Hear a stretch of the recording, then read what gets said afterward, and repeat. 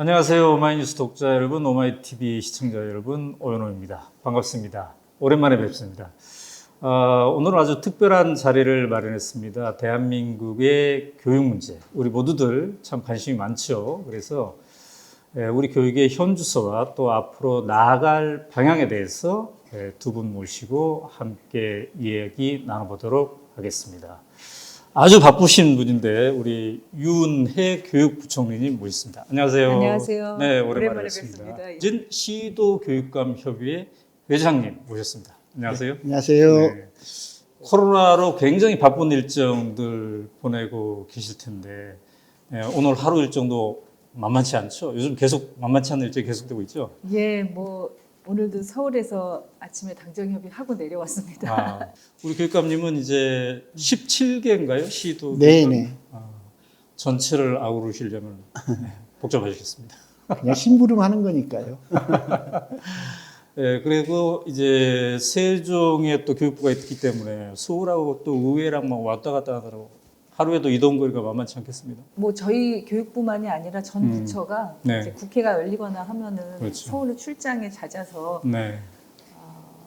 이미 이제 얘기가 되고 있습니다만 국회 세종시 이전이라든가 이런 것들이 좀 적극적으로 추진되면 좋겠다 이런 생각하고 있습니다. 더 막 바빠졌는데 코로나 때문에 짬짬이 특별한 건강관리. 코로나 이후에는 사실 건강관리를 잘 못하고 있습니다. 지금. 자, 오늘 이제 여러 가지 현안도 있고요. 또 미래에 대한 얘기도 나눠보려고 하는데요. 1시간 동안 좋은 시간 가져보도록 하겠습니다.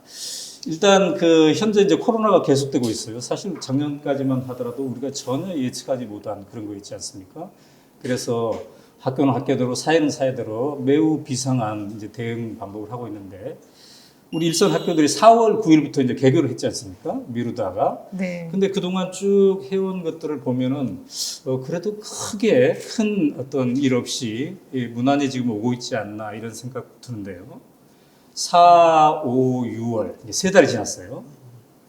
그동안 이제 긴장하면서 지켜보셨을 텐데, 두 분 좀 어떻게 평가하시나요? 저희가 4월 9일 날 온라인 계약을 했습니다. 네. 이제 그런데 정말 한 번도 가보지 않은 그런 새로운 길을 이제 우리 대한민국의 교육이 함께 만들어 가보자. 네. 그런 말씀을 이제 드렸고 온라인 계약을 한다고 했을 때 학교 현장에서는 굉장히 걱정도 많았고 그렇죠. 이거 어떻게 하냐는 그런 목소리들도 굉장히 많았습니다. 그런데 제가 정말 학교 현장의 힘과 저력을 이 과정에서 느꼈는데요. 4월 21일 날 네. 저희가 이제 온라인 계약하고 나서 4월 21일 날 교사들이 직접 제작해서 공공 플랫폼에 올린 컨텐츠들이 그때 당시로 230만 개였습니다. 그런데 그것도 이제 적은 숫자가 아니지 않습니까? 네. 짧은 기간에. 네. 근데 저희가 지난 7월 6일 날 확인을 해봤더니 2,483만 개였어요. 그러니까 무려 한 10배가 늘어나는 그런 상황이었고 그것은 무엇을 의미하냐 하면 이제 교사들이 직접 네. 스스로 제작해서 공유할 수 있는 그런 내용으로 공공 플랫폼에 자기 수업을 그렇게 올린다는 거거든요. 공유했다는 거죠? 예, 네. 공유도 했고 자기 스스로 제작도 했고 네. 그래서 처음에 온라인 계약을 할 때 원격 수업에 대해서 굉장히 걱정을 많이 하셨던 분들이 정말 적극적으로 열정적으로 이렇게 선생님들이 참여해주고 네. 아이들을 위해서 다양한 컨텐츠들을 직접 만들어주고 이런 걸 이제 저는 굉장히 큰 감동으로 봤고요. 그리고 학생들도 원격 수업 참여한 출석률이 다른 이제 영국이나 미국 이렇게 외신들을 보면은 한 60% 내외가 이제 해외에서는 참여를 하고 있는데 네. 우리는 학생들이 99%, 98.9%라고 하니까 4월 20일 현재 네.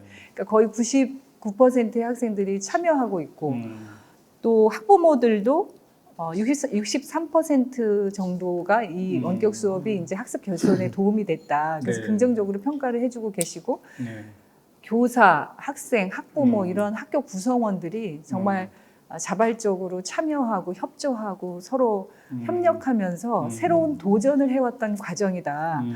이 새로운 도전의 과정에서 확인한 그 현장의 힘이 네. 이제 미래 교육을 만드는 그런 원동력이 되지 않을까. 그렇게 네. 위기를 기회로 만드는 그런 과정이 이었다고 보고 있습니다. 네.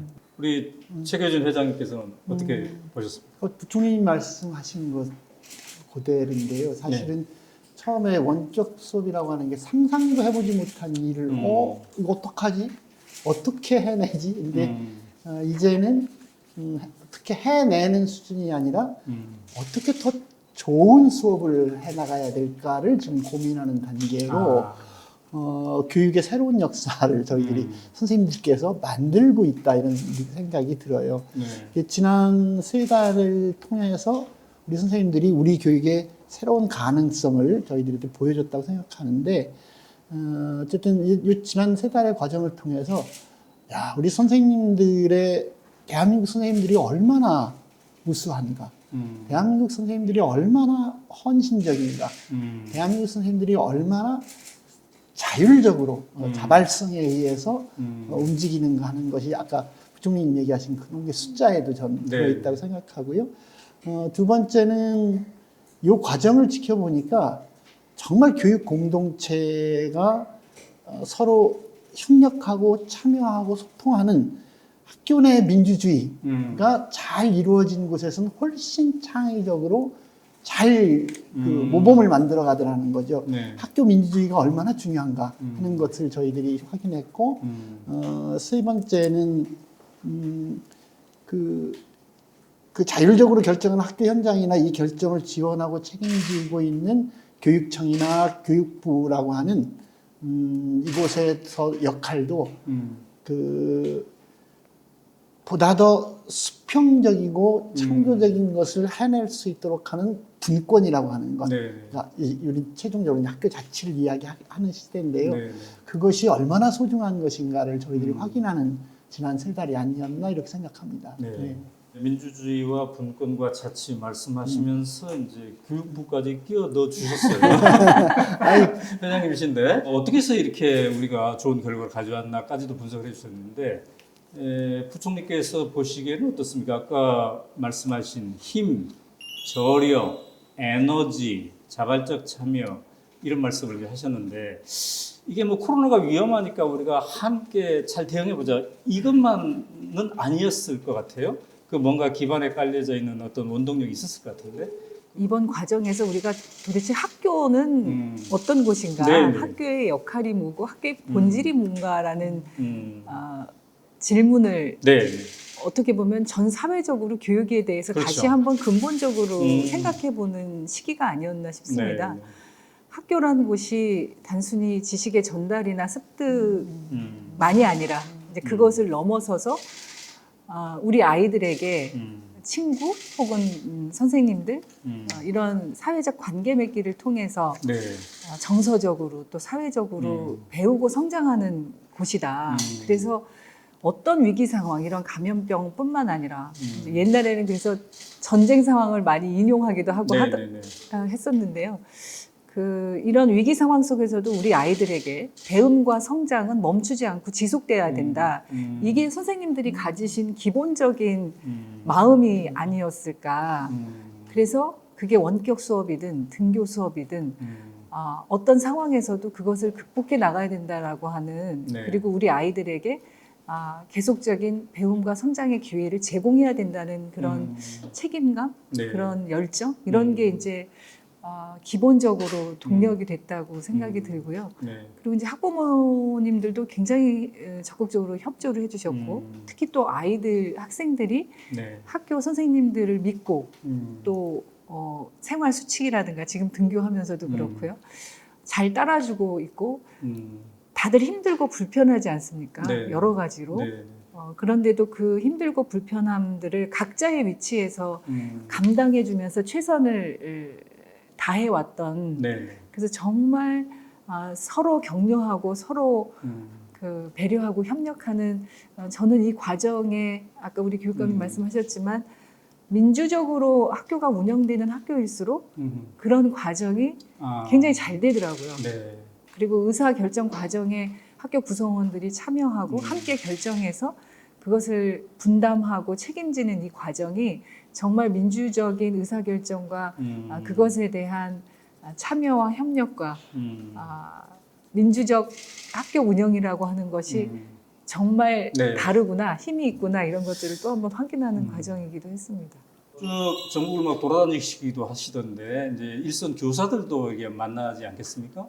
그럼 그분들이 어떤 이 해냈다. 일단은 세 달간 잘 해내고 있다. 이런 자부심이 좀 확인이 되던가요? 그러니까 제가 아까 이제 감동이라고 말씀을 드린 게 처음에 제가 온라인 계약한다고 발표했을 때 굉장히 제가 비판을 많이 받았습니다. 기획부 장관이 와서 한번 해봐라. 이게 그렇게 쉽냐? 네네네. 그렇게 당신이 발표한다고 이게 학교 현장에서 바로 되는 거냐? 이런 비판을 많이 받아서 네.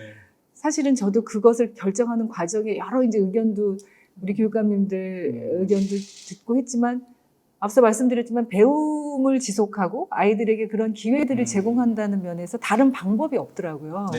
그 시기에는 너무 이제 감염이 확산되고 있는 시기였기 때문에 방역 당국하고 협의를 했을 때 아이들이 등교하면 위험하다는 네. 판단들이었기 때문에 그러면 등교하지 못하는 상황에서 어떻게 그걸 지속할 수 있을 것인가. 음. 이건 어떻게 보면 세계적인 고민이었고 네. 다른 많은 나라에서도 원격 수업을 했죠, 온라인으로. 그래서 하면서 제가 이제 개학식 날도 그렇고 계속 학교를 이렇게 좀 방문을 했었는데 선생님들이 처음에 굉장히 어렵게 생각하다가 선생님들 사이에서도 네. 협력 관계들이 생긴 거예요. 공동으로. 그러니까 이런 걸 좀 익숙하게 잘하는 선생님들은 좀 낯선 선생님들 도와드리고 그래서 공동의 그런 그 교과 협의회 같은 운영들이 굉장히 활성화되고 한 2주쯤 지나니까 일부 선생님들 사이에서는 별거 아니네. 이거 해보니까 되네. 네. 어떻게 하면 더 잘할 수 있을까? 네. 그래서 컨텐츠들이 이렇게 급속적으로 이렇게 공공 플랫폼에 올리는 숫자가 증가한 거는 선생님들의 자신감의 표현이기도 했겠다라고 생각이 들고요. 네. 그런 말씀들을 많이 해주십니다. 네. 처음에 걱정을 많이 했는데 해보니까 되고 협업이 되고 훨씬 더 잘할 수 있도록 서로 돕고 그래서 아이들에게 어떤 게 더 필요할까라는 걸 고민하게 되고 물론 이제 여러 가지 측면에서 보완해야 될 점들도 많이 있습니다. 이제 네. 기술적인 문제에서부터 기기의 문제라든가 이런 여러 가지 컨텐츠를 또 뭐 저작권의 문제 이런 보완하고 지원해야 될 게 훨씬 더 많이 있긴 하지만 선생님들이 그 짧은 과정에서 느꼈던 자긍심, 자신감 네. 이런 것들은 제가 학교 다니면서 좀 말씀을 드릴 수 있어서 네. 협의 회장님께서는 이제 학부모님들도 만나고 네. 학생들도 만나고 네. 있을 텐데 그들이 생각하는 중간 평가는 어떤가요? 코로나 시대에 우리가 지금 어느 정도 잘 대응하고 있나요? 여전히 특히 선생님들께서는 약간 불안해하시는 측면이 여전히 있지요. 네. 이건 뭐 전체적으로 똑같을 텐데 그렇지만 우리가 이만큼 해냈다라고 하는 자긍심이 있는 것 같고요. 아까 말씀드린 것처럼 이젠 더 좋은 수업으로 어떻게 해나가야 될까? 네. 실제로 이 상황, 이런 비슷한 상황이 꾸준히 제기될 때 미래 교육을 어떻게 책임져야지 하는 고민이 시작된 것 같고요. 실제로 학부모님들도 이번 과정을 통해서 학교라고 하는 것이 지금 아까 부총리께서 말씀하신 그렇게 단순하게 지식 전달하는 곳은 아니다. 네. 그것이 정말 아이들의 총체적인 삶의 공간이었구나라는 걸 깨닫기도 했고요. 하여간 이번 과정을 겪으면서 저희들이 얻은 것 중에 하나는 학교가 더 좀 따뜻하고 더 많이 만나는 그런 공간으로 발전이 되어야 되겠다. 네. 그리고 다양한 활동이 이루어질 수 있도록 어른들도 새로운 고민들을 학교에 좀 더 붓고 정성을 기울여야 된다. 이런 것을 네. 이번 과정이 우리에게 준 또 네. 좋은 오늘 대화의 초반에 일단 코로나 대응 어떻게 했나에 대해서 한번 자체 평가해보고 소감도 들어보는 그런 시간을 가졌습니다. 어쨌든 두 분이 감동하신 것 같아요. 그래서 우리 일선의 선생님과 학생과 학부모들에게 감사의 표시 이거 많이 해보셨잖아요. 네. 덕분의 표시 이거 같이 한번 이렇게 카메라 저기 있으니까 한번 해주죠. 네, 감사합니다. 덕분입니다. 네, 감사합니다. 우리가 코로나를 잘 대응했지만 이제 어떻게 더 올바른 더 질 높은 교육을 어떻게 할 것인가. 코로나도 잘 대응해야겠지만 그와 상관없이 이거에 대한 고민이 이제 되어가고 있는데요. 사실 아까 부총리께서도 말씀하셨지만 학교가 왜 필요한가? 이 근본적인 질문이 지금 유행하고 있습니다. 그래서 사실은 유튜브로 아이들이 온라인 수업 같은 거 다 들을 수 있고, 그다음에 뭐 쪽집게 과외 같은 경우는 학원에서 더 잘한다 이런 얘기도 있고, 그런데 왜 굳이 우리가 학교에 가야 되나? 이런 질문을 이제 본격하게 하게 되는 것 같아요. 옛날 같으면은 그런 질문 하면 안 돼. 뭐 이렇게 불온시하기도 했지만 이제 많은 또 학부모들도 매우 정당한 질문이다. 세상이 그렇게 급변하고 있다. 이렇게 얘기를 하고 있어요. 어떻습니까? 두 분께서는 이제 만약에 그런 학생들이 아마 강연 같은 거 나가시면 그런 질문하는 학생도 있을 것 같아요. 어떻게 답해줘야 좋을까요? 어떤 답을 해줄 수 있을까요? 그럼에도 불구하고 이 온라인 시대에 스스로 배울 수 있는 시대에 왜 학교라는 공간이 필요한가? 제가 등교 수업을 결정을 해서 발표를 했더니 네. 등교 수업이 지금 위험하다. 음, 계약을 다시 더 연기해달라는 국민청원이 네. 청와대 청원이 그랬었죠. 20만을 넘어서 그 답변을 하고 온 네. 적이 있습니다. 네. 그러니까 이제 원격 수업이 처음 될 때는 그거에 대해서 걱정을 많이 했다가 이제 원격 수업이 조금 온라인 수업이 이제 안정적으로 진행이 되다 보니 네.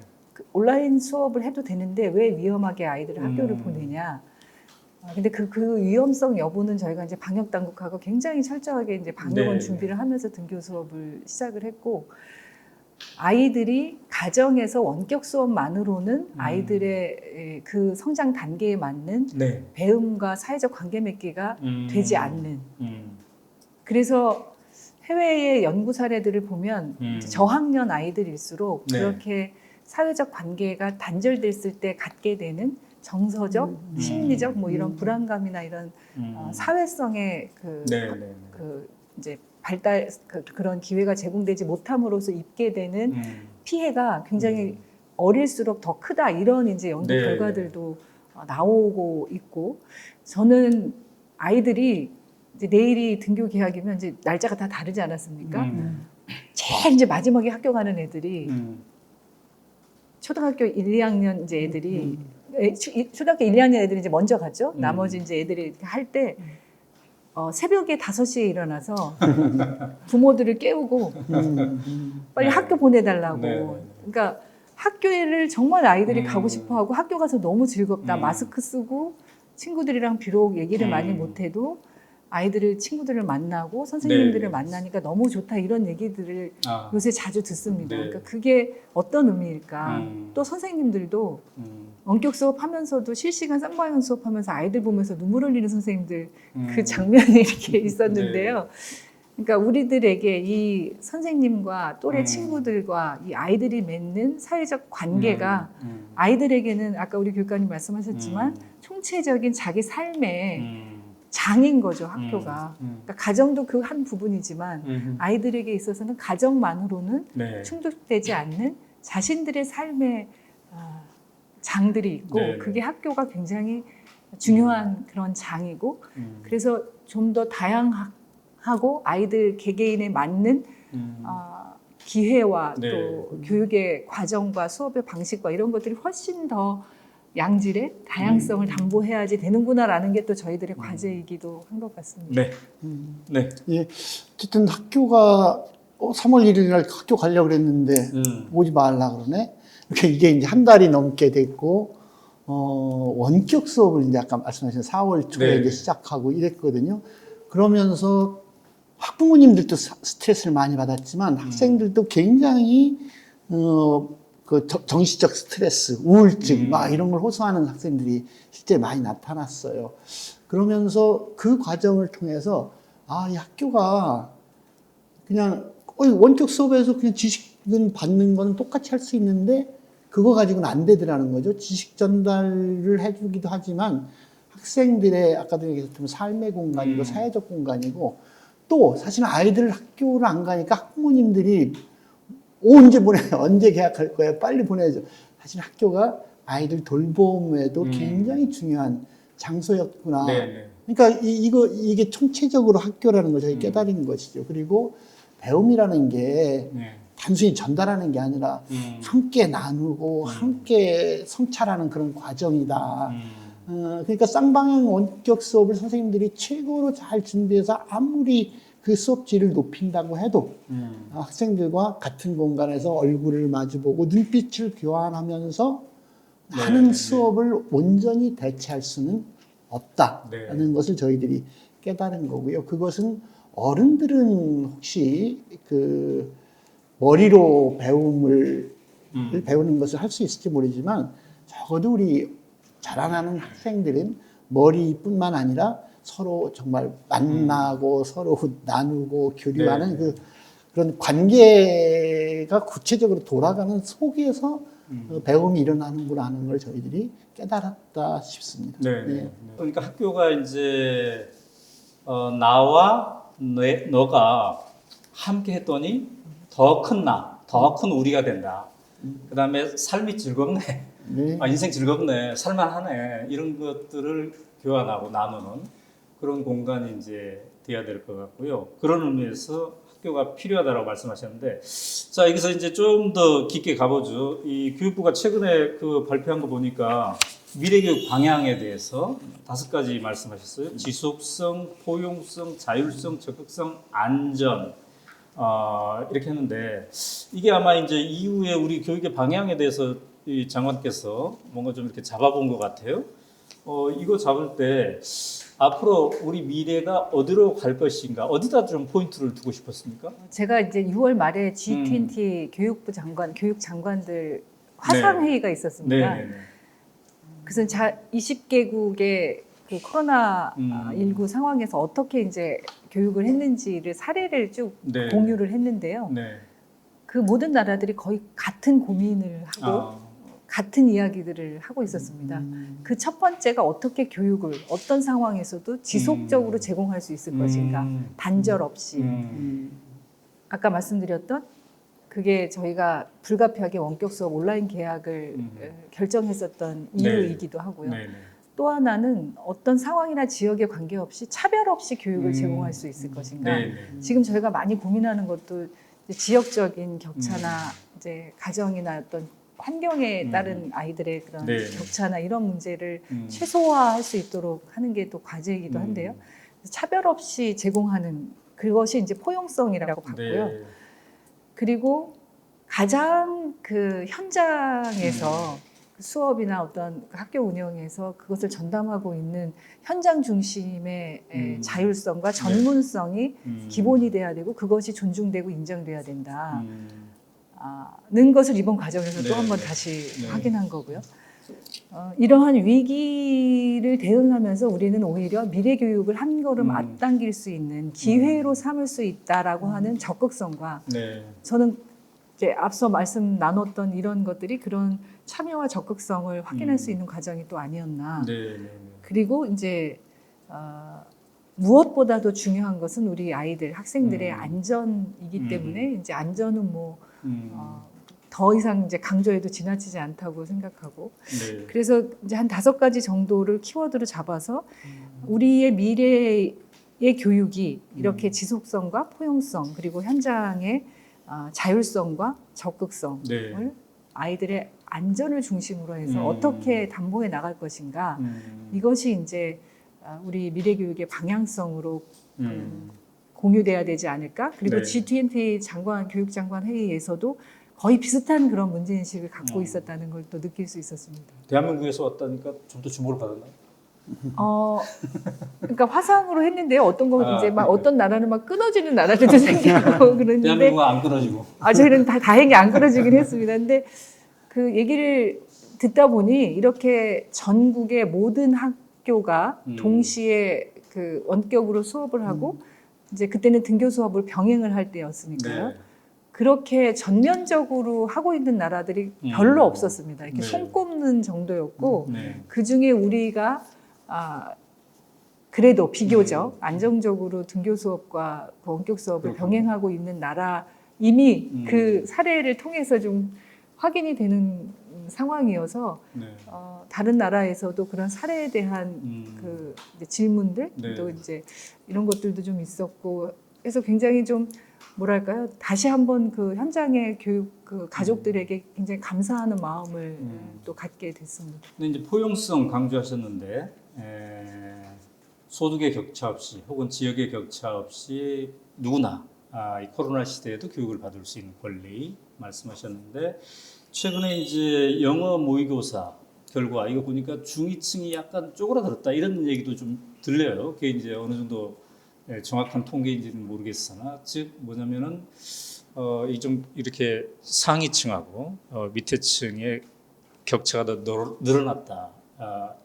라는 얘기도 있는데 어쨌든 이런 부분에 대해서는 교육부에서도 끊임없이 관심을 가지고 그 격차가 더 늘어나지 않게 하기 위해서 뭔가 하고 있겠네요. 네, 그게 이제 지금 최대의 그 과제이고요. 음. 제가 요새 이제 권역별로 교육감님들 간담회를 하고 있는데 네.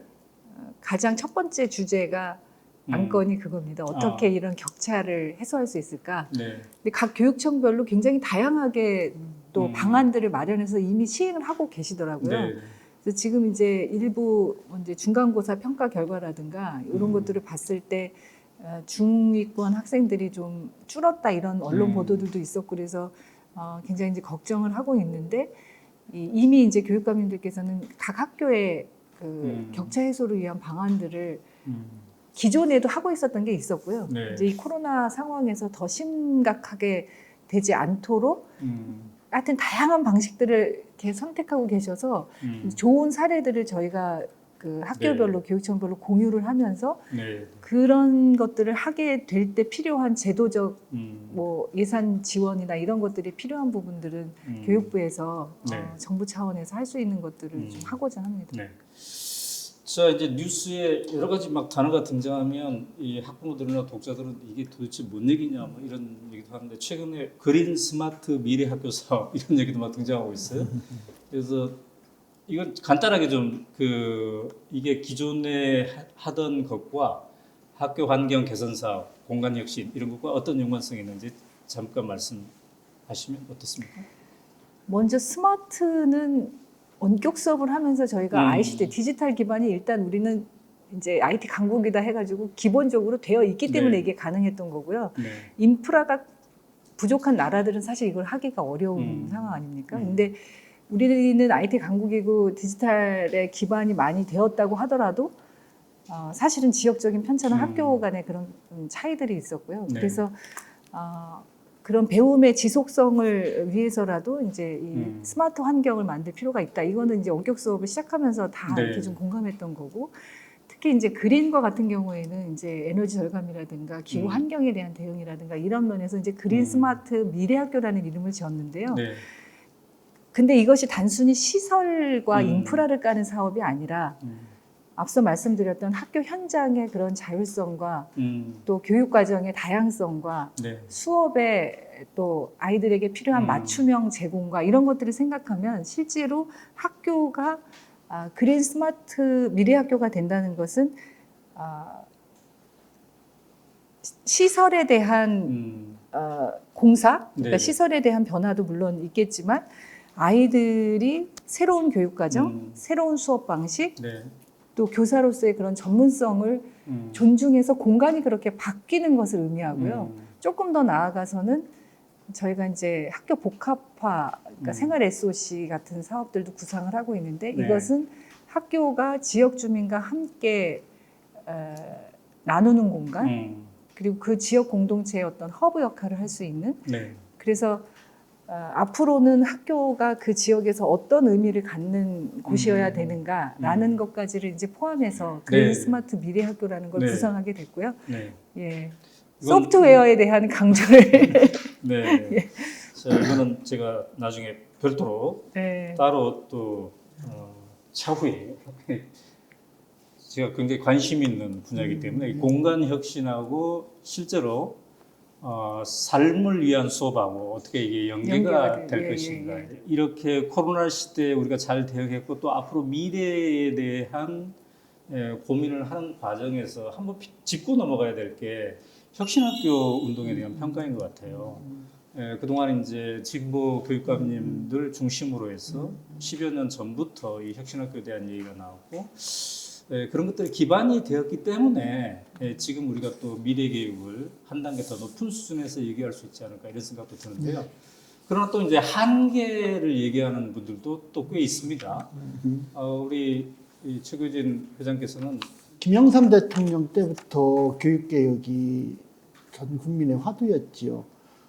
김대중 대통령 시절, 노무현 대통령 시절 모두 교육개혁 작업을 한다고 했어요. 그런데 사실 현장에서 느끼는 무슨 성과는 적었다. 네. 사실 좀 더 세게 얘기하면 거의 없었다. 이렇죠. 그래서 현장이 전혀 바뀌지 않았어요. 왜 그랬을까 생각해보면 여러 가지 있을 텐데 어쨌든 현장의 의견을 묻지 않고 위에서 이렇게 하면 될 거야라고 내리먹임식으로 위에서부터 막 이게 개혁이 추진된다 보니까 안 된 것 같아요. 실제로 그 연구학교라는 게 70년 동안 계속 있었거든요. 그리고 매 연구학교는 매번 그 1년이나 2년의 연구학교 과정을 통해서 무슨 좋은 이렇게 결론을 냈어요. 근데 그리고 그때 땡이었어요. 네. 그것이 확산되거나 현장의 변화를 가져오지 못했거든요. 그런데 1980년대에 있었던 참교육 운동이 있었지요. 이것이 그 개인적으로 교실 안에서 우리 아이들과 어떻게 실제 교육을 할 것인가 이 운동이었는데 이게 2000년대 초반에 학교 단위로 실천된 참교육 활동이 이게 사실은 혁신학교 운동 아닐까 생각을 합니다. 이것을 아까 진보교육감들이 이렇게 했는데 그건 진보교육감들은 그런 사례를 이게 사실은 혁신학교 사례는 현장에서 선생님들이 자발적으로 이루어낸 아래로부터의 개혁인데 이것에 주목하고 이것을 널리 할 수 있도록 이렇게 장을 조금 열어준 것이 진보교육감들의 역할이라고 할 수 있겠죠. 네. 어쨌든 그 밑으로부터 현장 선생님들이 스스로 일궈내는 작은 성과들이 공교육에 대해서 신뢰를 학부모님들이 갖게 해줬죠. 그리고 그 사례가 옆에 학교에도 우리도 한번 해볼까 이렇게 미치게 되고 이것이 지금은 이제 전체 공교육의 혁신으로 발전하고 있습니다. 정말 감사한 건 교육부가 문재인 대통령 시절 들어와서 교육부의 부서가 제일 그 학교 혁신 정책실 네. 이렇게 그렇게 이름은 굉장히 중요한데요. 이렇게 하면서 초중고 교육에서 학교 혁신이 이루어질 수 있도록 하는 것을 제도화됐던 건 굉장히 감사한 일입니다. 그런데 혁신학교 하면 이제 걱정하시는 분들이 있죠. 첫째가 되게 거기 대학 잘 갈 수 있을까? 이 얘기를 합니다. 그런데 지금 대학교 갈 때 흔히 이야기하는 점수 따기가 미래에 살아갈 아이들에게 도움이 될까? 우리 머릿속에 있는 학력이 그게 맞는 학력일까에 대해서 우리는 스스로 질문을 해봐야 될 것 같다.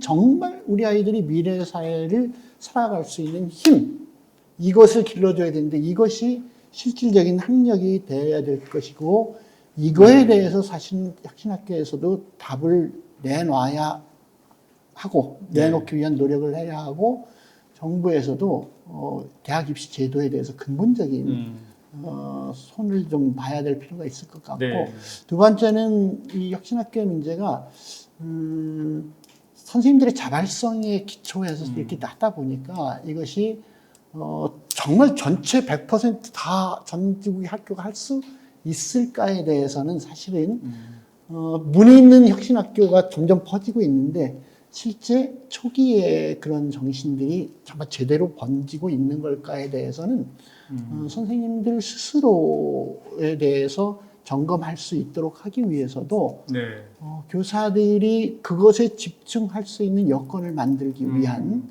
노력을 우리 교육청이든 교육부든 함께 하는 것이 이를 위해서 필요하지 않을까 생각을 합니다. 네.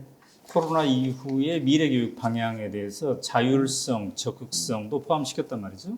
그리고 지금 말씀하신 것처럼 그런 혁신학교들이 자발적으로 어떻게 자라게 할 것인가 이게 과제다라고 말씀하셨는데 얼마 전에 제가 한 지역에 혁신학교 교사들의 모임 장소에 갔어요. 그래서 혁신학교가 되었기 때문에 뭐가 제일 좋아졌나요? 이제 각자 써가지고 다 모아가지고 스크린에 이렇게 딱 띄었는데 그게 바로 민주주의가 네. 교실에서 민주주의가 학교에서 민주주의가 더 강화됐다 이렇게 긍정적으로 얘기를 하더군요.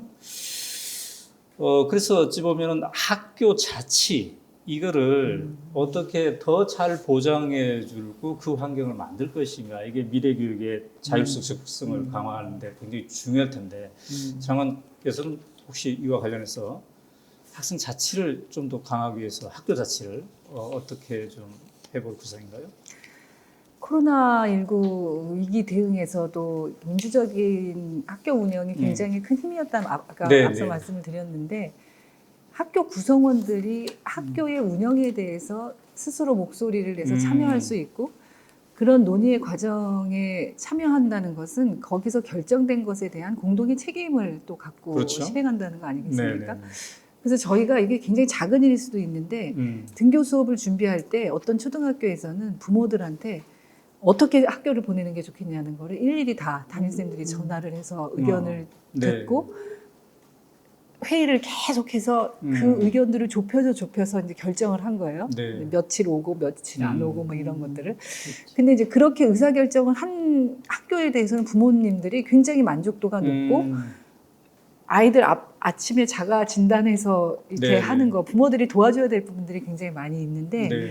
선생님들이 일일이 확인을 하시면서도 부모들이 굉장히 이제 협력적으로 해줬다 이런 그러니까 저희가 이제 좀 전국의 사례들을 이렇게 들어봤을 때 그러니까 결국은 학교에서 학교의 각 구성원들이 함께 참여해서 의사결정을 하고 그 결정된 것에 대해서 함께 공동으로 책임을 지고 그러니까 서로 도와주려고 하고 배려하고 이게 결정은 우리가 같이 한 거니까 이렇게 네. 같이 해야 된다는 것 행동으로 이어지더라고요. 네. 그러니까 학교 자치라고 하는 것이 그만큼 중요하다는 거를 다시 한번 확인하고 그러면 학교 자치가 잘 되기 위해서는 어떻게 해야 될까? 네.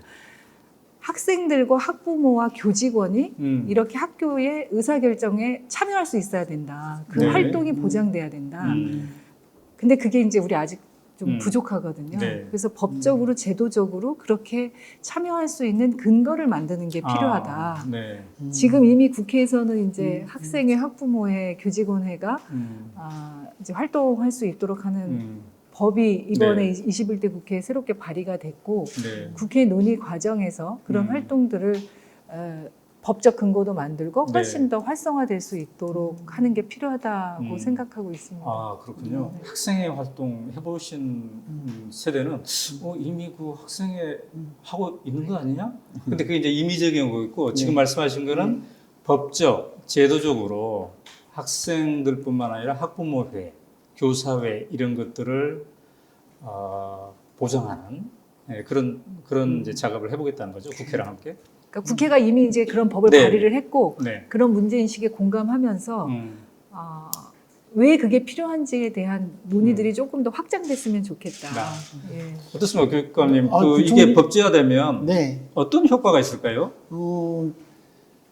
저는 부총리께서 이렇게 생각을 갖고 계시기 때문에 정말 든든하고 이게 꼭 좀 현실이 돼야 되겠다는 네. 생각이 들고요. 우선 그 학교 자치는 법제화 정말 중요하지만 사실은 그 학교 자치는 문화라고 생각해요. 네. 이번에도 그 코로나 상황에 보니까 그 보건교사가 있거든요. 근데 보건교사의 역할이 있어요. 규정이 되어 있지요. 그런데 딱 위기가 되니까 보건교사가 할 역할을 혼자서 학교 전체 못하는 거거든요. 근데 이것은 어떻게 나누지? 선생님들이 담임은 어떤 역할을 하고 이렇게 하고 또 학부모님들이 우리가 가서 도와줘야 될 일이 없을까? 이렇게 역할을 쭉 나누어 가지는 것 이게 사실은 학교 자치에서 굉장히 중요한 거거든요.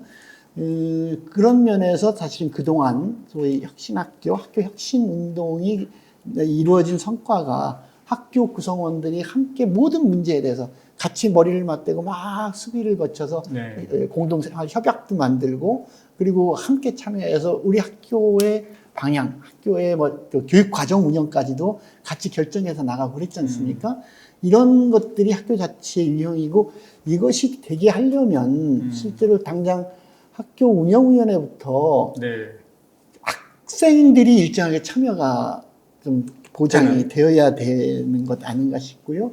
그런 면에서 학생회나 학부모회가 활성화되기 위한 그 제도적인 노력, 네. 지금 이제 부총리께서 이렇게 말씀하신 것을 사실 우리 시도교육청에서는 최대한 아직도 학생회가 없는 학교는 없는데 네.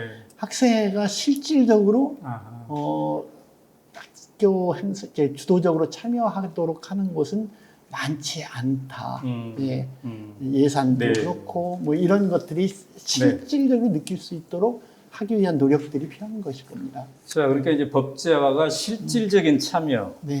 이어지려면 학생회 구성뿐만 아니라 학생회의 일부가 네. 학교 운영위원회까지 네, 네. 학교가 어떻게 운영되면 좋을까, 예산 편성 포함 등등 그렇죠. 그런 것까지 좀 실질적으로 참여하는 네. 그런 게 변화가 돼야 되겠다. 자, 그런데 이제 학교 자치를 법제화하는 이런 것들이 각 학교가 또 학교 구성원들이 자기 주도적으로 자율과 책임을 누리는 이런 문화를 이제 만드는 건데요.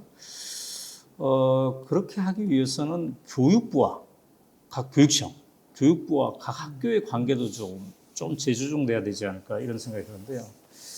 이 교육부 장관님 모셔놓고 이런 질문하기 좀 그렇습니다만은 너무 많이 들었습니다. 교육부의 역할을 좀 대폭 축소해야 되는 게 아니냐 이렇게 주장하는 분들도 꽤 있단 말이죠. 이게 그냥 권력 분점을 어떻게 할 것인가 그 이전에 각 학교와 각 교육청의 자치 능력을 길러주는 그런 과정으로 이해하고 있는데요. 어떻게 생각하십니까? 그 유초중등 분야에 대해서는 교육자치의 네. 방향에서 네. 이제 책임과 권한의 이양이라고 하는 그 제도적인 것들도 계속 이제 진행을 하고 있고요.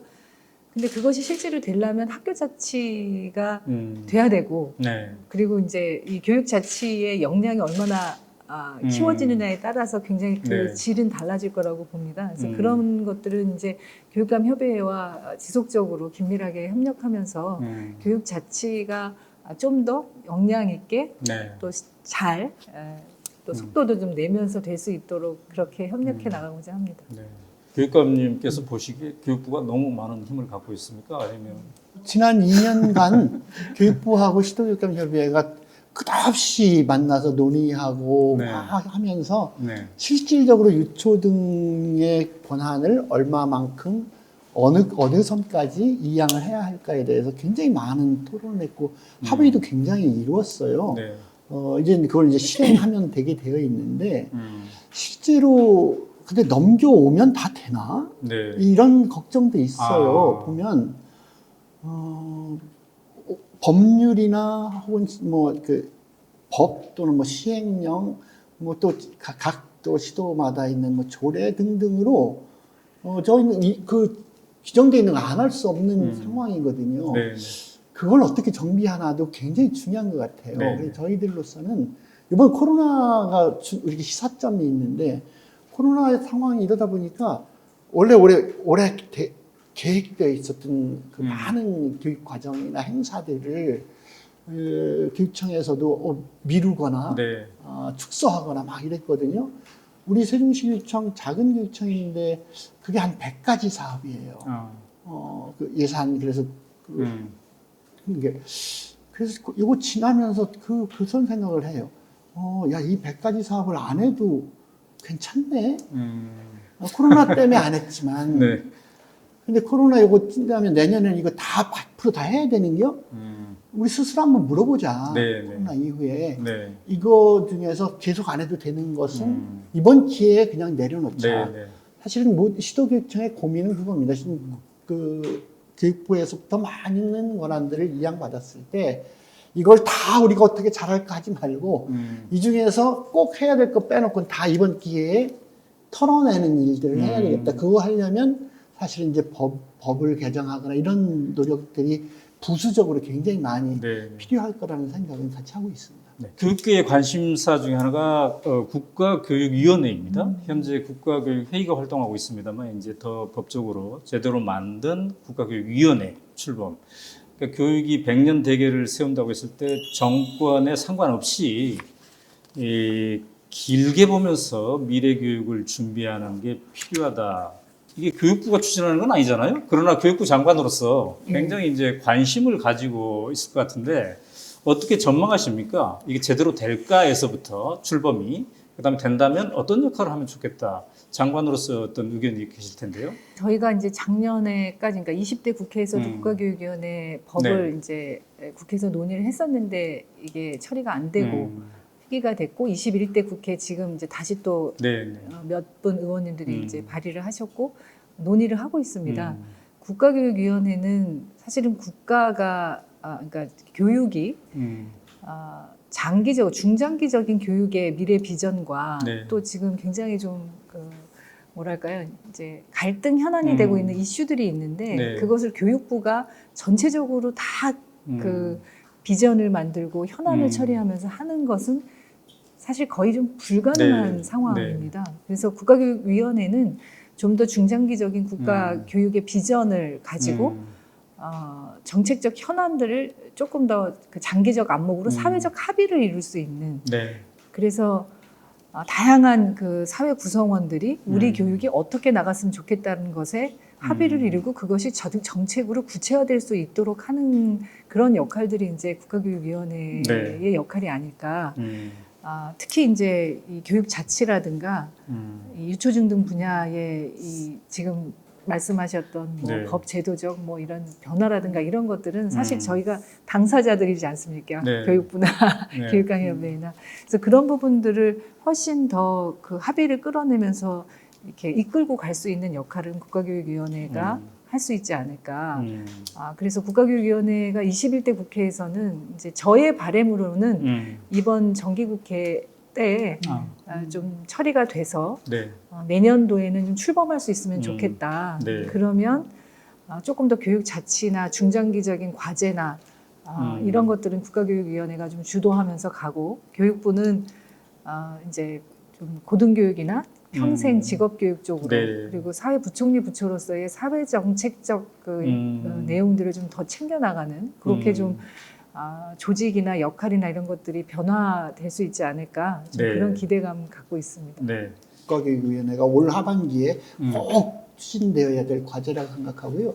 며칠 전에 그 시도교육협의회 임원들이 국회의장님과 교육상임위원회 유경 위원장님을 뵙고 올 하반기에 꼭 이 국가교육위원회를 법으로 추진해 주실 것을 부탁을 드렸습니다.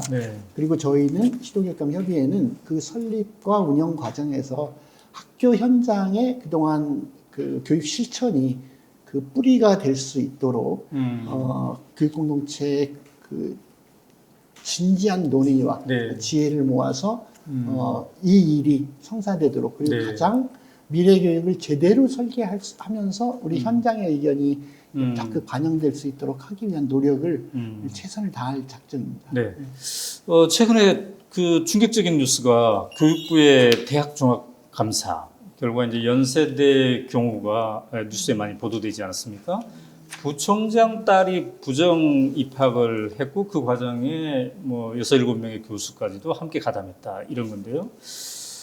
이게 이제 국민들에게 상당한 충격을 주고 있는 것 같아요. 이제 이게 앞으로 어떻게 처리돼야 될지 관심도 있는 것 같은데, 부총께서는 어떤 생각이십니까? 연세대는 설립 이래 종합감사를 처음 받는 것입니다. 그렇죠. 저희가 작년에 그러니까 6,000명 이상의 학생이 있는 대학의 종합감사를, 그러니까 한 번도 그동안에 학교가 생긴 이래 한 번도 종합감사를 받지 않은 6,000명 이상의 학교들을 시작을 했는데요, 감사를. 연대가 그러니까 종합감사를 처음 받다 보니까 다른 학교들보다 훨씬 더 지적사항이 많았습니다. 그 지적사항도 다양했지만 특히 이렇게 입시나 이제 입학의 비리라든가 이제 회계의 또 어떤 문제라든가 이런 것들이 있었는데, 이 문제는 정말 공정성의 훼손. 그러니까 가장 신뢰를 받아야 되는 학교, 그것도 대학 고등교육의 기관이 그렇게 부정과 비리 이런 것으로 공정성을 해친다는 거는 정말 우리 사회에서 더 이상 있어서는 안 되는 일이라고 생각하고 있고요.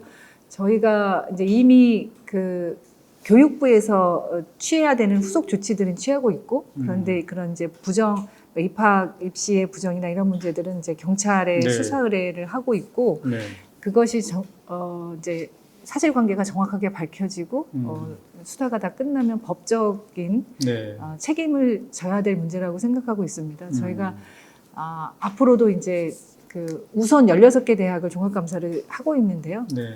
전체적으로 우리 사회의 공정과 정의에 대한 국민적 요구에 부응할 수 있도록 특히 사학에 대해서는 사학 혁신이 그런 네. 국민의 기대에 부응할 수 있도록 법 제도 개선의 과제까지 함께 좀 추진을 할 생각입니다.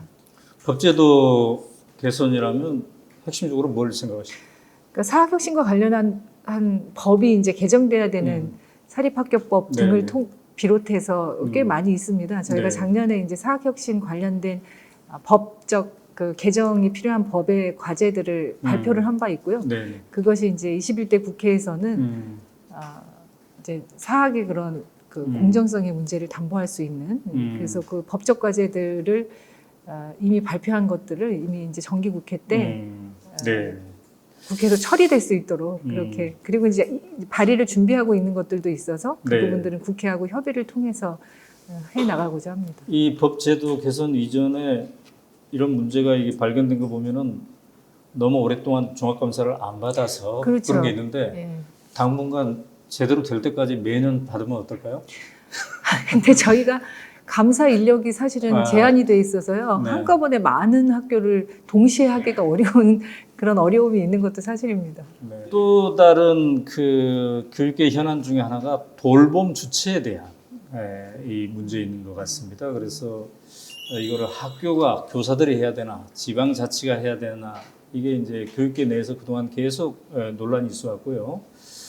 또 지자체에서 일정하게 중부처럼 서울 중부처럼 해보면서 이제 모범 사례도 나오기도 하고 이런 것 같습니다. 최근 그 부총리께서도 관련해서 언급을 조금 하고 계셨는데 정확히 이거를 이 돌봄의 주체를 지자체와 더 협력을 한다는 게 정확히 어떤 내용인가요? 앞으로 기존에 있던 것을 어떻게 변화시킨다는 겁니까? 근데 이미 지금도 돌봄은 이제 교육부도 하고 보건복지부도 하고 네. 지자체도 네. 하고 이제 여러 부처들이 관련이 되어 있는데요. 네. 이제 기존에 하던 것들은 이제 지속적으로 이렇게 해 나가지만 제가 볼 때는 돌봄은 특히 이제 이 맞벌이 가정이 많은 네. 지역의 돌봄은 그 지역적 특성을 살려서 아이들에게 꼭 필요한 그 돌봄 시스템으로 제공이 돼야 된다고 보거든요. 네. 그래서 내년부터 이제 새로운 좀 모델로, 그러니까 공간은 학교 공간을 이제 네. 사용을 하지만 돌봄의 운영에 대한 것은 이제 지자체가 책임을 지는 방식으로 새로운 모델을 한번 만들어 보자. 네. 그래서 그 새로운 사업들을 내년부터 좀 시작을 해보고자 하고요. 그런데 이게 이제 그 돌봄에 대한 수요나 아니면 그 돌봄을 전담하고 있는 그 전담자 분들이나 또 학교 현장의 공간의 문제나 네. 지자체의 상황에 따라서 굉장히 다양하고 복잡합니다. 그런데 앞으로 중장기적으로 봤을 때는 우리의 삶이 이루어지고 있는 그 지역에 근거해서 그거는 뭐 아이들의 돌봄만이 아니라 어르신들의 돌봄도 네. 지역사회를 중심으로 이루어져야 된다고 봤을 때 지자체의 책임을 좀 더 확대해 나가는 방식으로 가야 되지 않을까.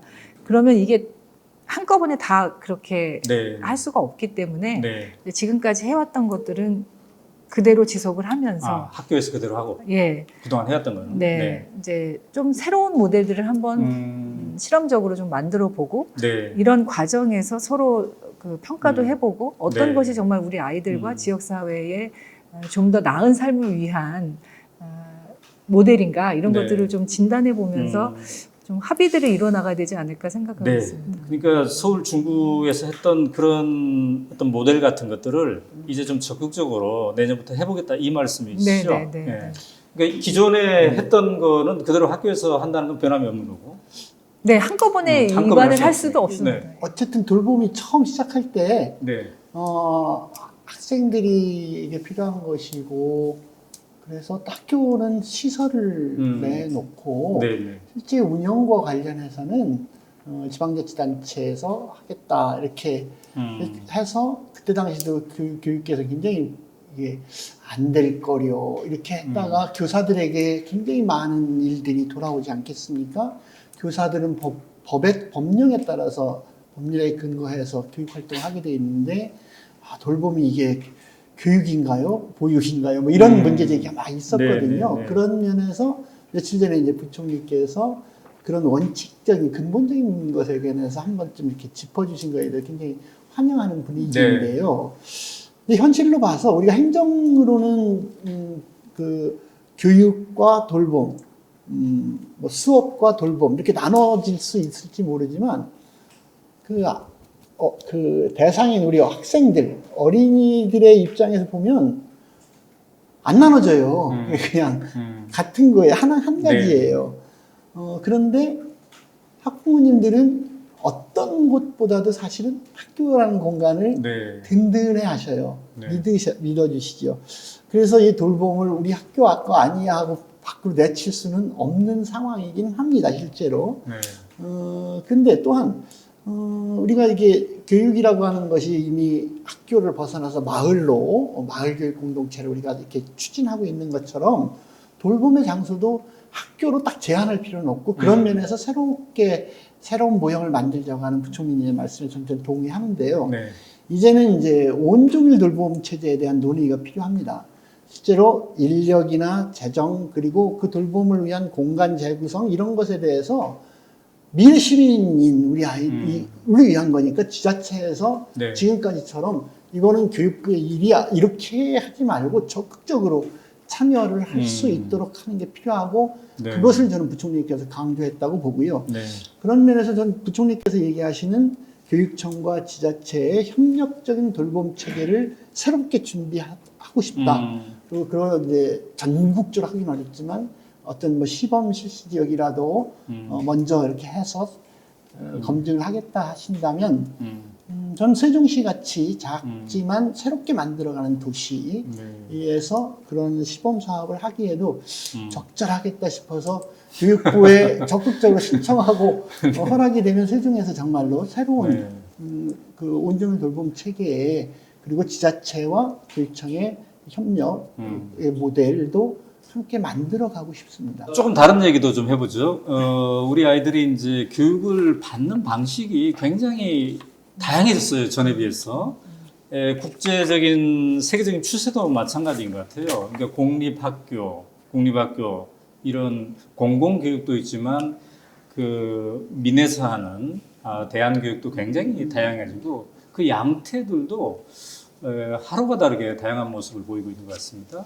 어떻습니까? 이 교육부에서도 이제 학교 밖 아이들, 대안교육을 받고 있는 아이들에 대한 관심도 함께 가지고 있을 텐데요. 네. 근데 대안교육 중에서도 일단 인가받은 대안교육은 일정한 지원을 이미 받고 있습니다. 그러나 이제 비인가 학교들이 또 꽤 있어요. 이런 부분에 대해서 일부 지자체에서는 비인가라 할지라도 공적인 지원이 필요하다라고 해서 몇 가지 조치도 하고 있는 것 같은데요. 교육부 차원에서 이런 비인가 대안학교에 대한 지원 계획, 이런 방안이 혹시 있나요?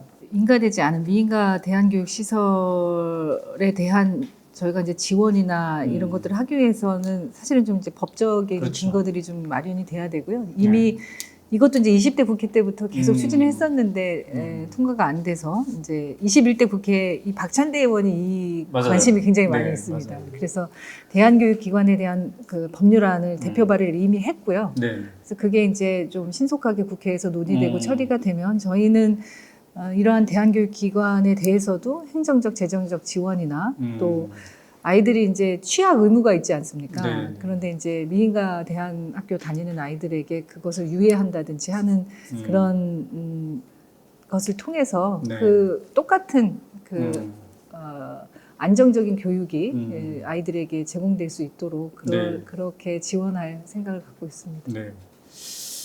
일단 국회에서 법이 빨리 통과가 돼야 되겠군요. 네. 교육부는 얼마든지 그런 흐름에 함께할 자세가 돼 있다.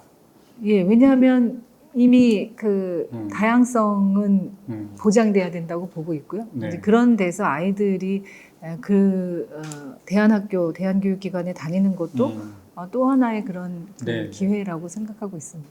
이른바 이제 덴마크형 애프터스쿨레, 그러니까 중학교 3학년을 졸업하고 1년 동안 쉬었다가는 이런 류의 학교들도 지금 실험이 이제 이루어지고 있습니다. 구체적으로는 강화도의 꿈틀린 이사학교 같은 제가 이제 관여하고 있습니다만 이런 학교들의 기본 취지가 우리 아이들이 어른들과 마찬가지로 너무 쉼없이 달려가고 있다. 예, 그래서 갭 이어 개념, 전환 교육 개념 이런 개념들도 이제 새롭게 생기는 것 같아요. 이런 것들이 이제 민간 차원에서 이러저런 실험도 해보고 있고 또 서울시 같은 경우는 오디세이 학교, 서울시 교육청이죠. 이런 것도 해보고도 있는데 이런 흐름을 받아서 교육부 차원에서 실험적으로 이런 학교를 직접 운영을 해본다든지 이건 실험적입니다. 아니면 이렇게 이미 하고 있는 것들을 지원해 보겠다든지 그런 어떤 방안은 혹시 없을까요? 자유학기제, 자유학년제가 네. 이제 공교육 내에서 그런 일부 그런 취지들을 이제 도입한 게 그렇죠. 아닌가 싶은데요.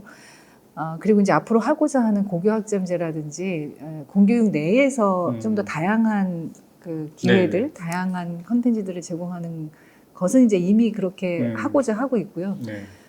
그리고 지금 말씀하셨던 이제 애프터스쿨의 모델, 지금 또 우리 오연우 대표님께서 또 직접 관심 많이 갖고 하시고 있는 그런 부분들은 저희는 좀 더 아이들에게 좀 접할 수 있는 기회들이 있으면 좋지 않을까. 네. 그거를 이제 공교육 내에서 직접 그렇게 학교를 운영하기는 좀 한계가 있을 수 있고. 네. 근데 시도교육청에서는 좀 일부 그런 모델들을 좀 해볼 수도 있지 않을까. 그리고 어쨌든 지역과 그 굉장히 이제 그 좀 이 뭐랄까요 특성의 차이들이 있어서 네. 그런 것들을 살려나갈 수 있다면 그리고 그것이 아이들에게 자기의 진로와 인생에 대한 좀 다양한 선택과 체험의 기회가 될 수 있다면 그 다양성은 훨씬 더 적극적으로 권장할 수 있어야 되지 않나. 네. 그래서 그런 부분들은 좀 외부의 민에서 하고 있는 역할을 좀 더 협력적으로 바라볼 필요가 있다는 생각입니다. 제가 알기로는 일부 교육청에서 이러한 인생학교 모델을 지금 이미 추진하고 있고 몇 개 또 교육청에서 막 그 준비도 하고 있고 이런데 그 인생학교 같은 게 어쨌든 이렇게 다양한 실험을 하는 것이 교육 발전을 위해서 우리에게 이제 상상력을 자극하고 가능성을 확대하는 것이라서 매우 필요하다고 생각하고요. 말씀하신 것처럼 경기도에서는 전에부터 왜 꿈의 학교 같은 걸 하고 세종에서도 동네방네 프로젝트를 해가지고 특별한 주제를 가지고 학년을 뛰어넘어서 관심 있는 친구들이 모여서 1년간의 자기 교육 과정을 짜서 스스로 진행하고 평가까지 하도록 하는 그런 과정들을 운영하고 있기도 해요. 근데 이제 단위학교에서도 하지 못하고요. 네. 근데 공교육 안에서 좀 더 폭넓게 보면 혁신학교도 어떻게 보면 낮은 차원의 공교육 안에서 했던 일종의 대안, 새로운 실험 뭐 이런 것이라고 볼 수도 있을 것 같은데 혁신학교 사례를 보면 학교 자치를 이야기할 때 이게 행정에서의 자치보다는 실제로는 교육과정의 자치가 가장 핵심적인 요소고 그걸 할 수 있도록 준비해야 되고 그걸 할 수 있도록 열어주는 게 교육청의 역할인 것 같거든요. 네. 세종에서는 지금 그 캠퍼스형 고등학교를 사실상 지금 추진하고 있습니다. 올해 처음으로 이제 중투에 대안하고 할 건데 3개의 고등학교를 한 곳에 이렇게 캠퍼스로 몰아넣는 형태인데 그 준비 과정으로 저희들이 캠퍼스형 공동교육 과정이라는 걸 운영하거든요.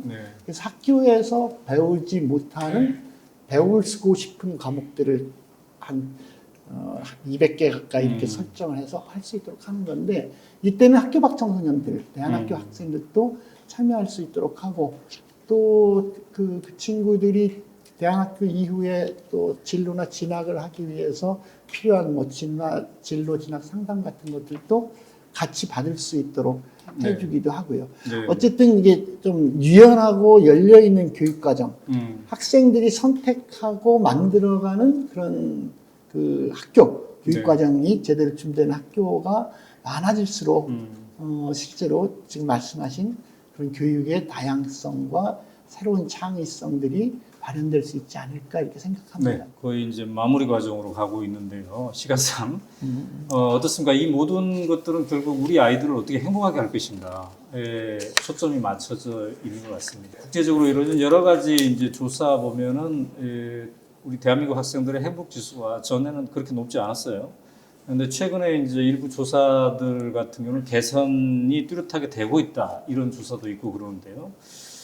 결국 우리 아이들이 이 낮 시간에 함께하는 이 학교가 어떻게 하면은 행복을 체험하는 웰빙의 공동체가 될 것인가.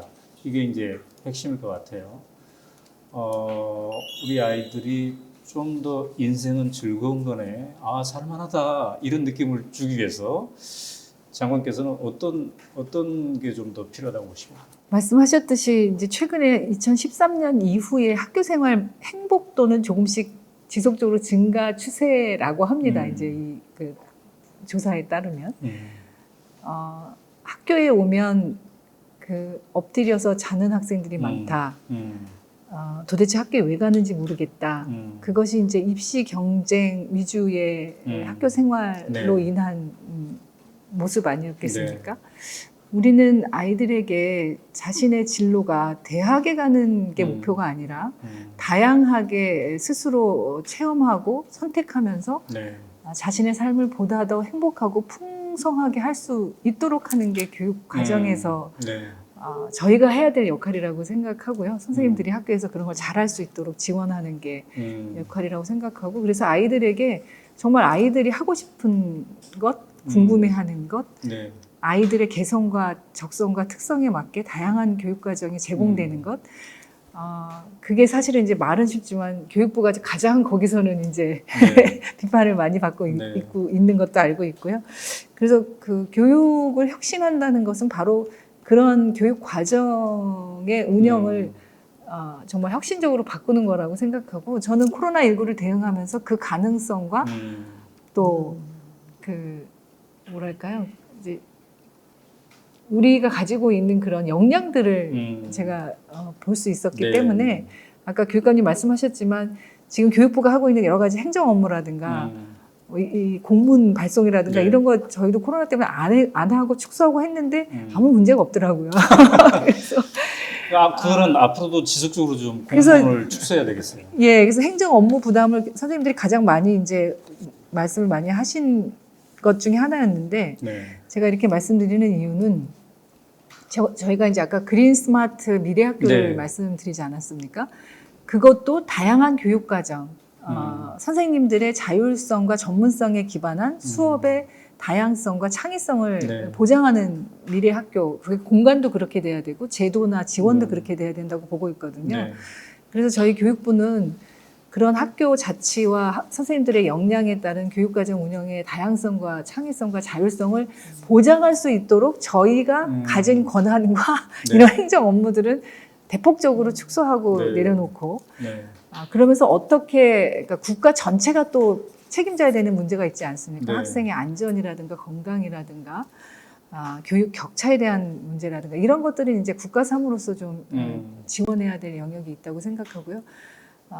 아이들이 행복한 학교, 아이들이 삶을 즐겁게 할 수 있는 여러 가지 다양한 기회를 제공하는 것, 이것이 저희 교육부가 해야 할 네.